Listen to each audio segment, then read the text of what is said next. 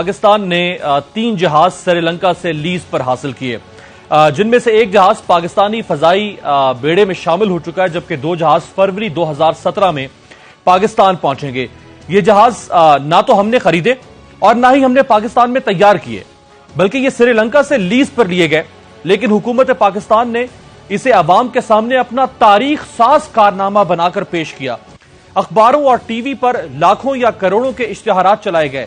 मुल्क के वज़ीर-ए-आज़म ने खुद जाकर जहाज की इंस्पेक्शन की और मरियम सफदर साहिबा ने उस पर ब्रांड नवाज शरीफ का हैशटैग चलाया और 30 से ज्यादा ट्वीट्स या रीट्वीट्स की।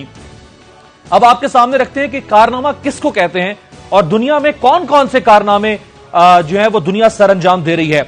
ईरान की अगर हम बात करें, पाबंदियां उठने के बाद ईरान ने बोइंग से 100 तैयारे खरीदने का मुआहदा किया।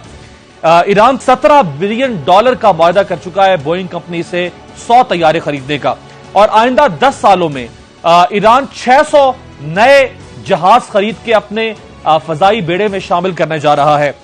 क्या इसको कहते हैं कारनामा, या श्रीलंका से 3 जहाजों को लीज पर ले लेने को कारनामा कहना चाहिए? अगर हम भारत की बात करें तो भारत दुनिया की 9th सबसे बड़ी सिविल एविएशन मार्केट है। 2020 तक वो दुनिया की 3री बड़ी सिविल एविएशन मार्केट का हदफ तय कर चुका है। 2020 तक वो अपने फजाई बेड़े में 800 जहाज शामिल करने का हदफ रखता है। Volkswagen, Renault, general Motors, BMW और फोर्ड जैसी दुनिया की काबिल रश्क गाड़ियां बनाने वाली कंपनियां भारत में अपना प्लांट लगाकर हर साल लाखों गाड़ियां बना रही हैं। इस वक्त भारत सालाना 2 करोड़ 30 लाख से ज्यादा गाड़ियां बनाकर ऑटोमोबाइल इंडस्ट्री में दुनिया की 7वीं बड़ी मंडी बन चुका है। क्या इसको कारनामा कहना चाहिए, या श्रीलंका से 3 जहाजों को लीज पर लेने को कारनामा कहना चाहिए? भारत 1 करोड़ 40 लाख टन से ज्यादा सालाना स्टील बनाने वाला दुनिया का 3रा बड़ा मुल्क बन चुका हुआ है। क्या इसको कारनामा कहना चाहिए, या पाकिस्तान की बंद स्टील मिल को देखकर क्या इसको कारनामा कहना चाहिए, या श्रीलंका से 3 जहाजों को लीज पर लेने को कारनामा कहना चाहिए? अमेरिका और रूस के बाद एक साथ 20 मसनूई सैयारों को खला में भेजने का एजाज और इम्तियाज हासिल करने वाला भारत दुनिया का 3रा बड़ा मुल्क बन चुका हुआ है। क्या इसको कारनामा कहना चाहिए, या श्रीलंका से 3 जहाजों को लीज पर लेने को कारनामा कहना चाहिए? भारत पहली ही बार में खलाई मिशन को कामयाबी से मरीख के मदार में दाखिल करने वाला दुनिया का पहला मुल्क बन चुका है।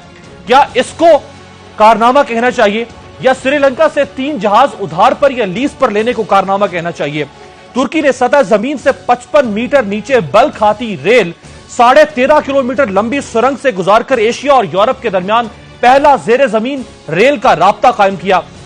हम 11 साल से सिर्फ 8.5 किलोमीटर तवील लॉरी टनल नहीं बना पा रहे। हम 31 साल से नीलम जेहलम प्रोजेक्ट मुकम्मल नहीं कर पा रहे। क्या उसको कारनामा कहना चाहिए, या इसको कारनामा कहना चाहिए कि हमने 3 तैयारे लीज से हासिल किए श्रीलंका से? नॉर्वे दुनिया की पहली जेरे समुंदर फ्लोटिंग सुरंग बनाने जा रहा है। इस सुरंग से 21 घंटे का सफर 10 घंटे में तय होगा और इस पर $25 अरब की लागत आएगी। क्या इसको कारनामा कहना चाहिए, या श्रीलंका से 3 तैयारों को लीज पर लेने को कारनामा कहना चाहिए? डेनमार्क के शहर कोपेनहेगन को स्वीडन के 3रे बड़े शहर माल्मो से मिलाने के लिए समुद्र में 8 किलोमीटर तवील पुल बनाया गया। समुद्र का सीना चीरते हुए 4 किलोमीटर की सुरंग बनाई गई। ये पुल और सुरंग दुनिया की खूबसूरत पुलों और सुरंगों में शुमार किए जाते हैं। क्या इसको दुनिया का कारनामा कहना चाहिए? क्या इसकी तशहीर होनी चाहिए, या श्रीलंका से 3 जहाजों को लीज पर लेने को कारनामा कहना चाहिए? फ्रांस ने 1 अरब यूरो की लागत से दुनिया का सबसे बड़ा तातीलाती बहरी जहाज हार्मनी ऑफ द सीज तैयार किया है।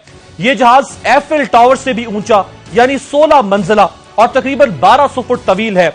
माहिरीन इस बहरी जहाज को एक तैरते हुए शहर का नाम दे रहे हैं, जिसमें मुसाफिरों की रिहाइश के लिए 2500 से ज्यादा स्टेट रूम्स के अलावा 20 वसीओ अरीज डाइनिंग हॉल्स और 23 स्विमिंग पूल्स शामिल हैं।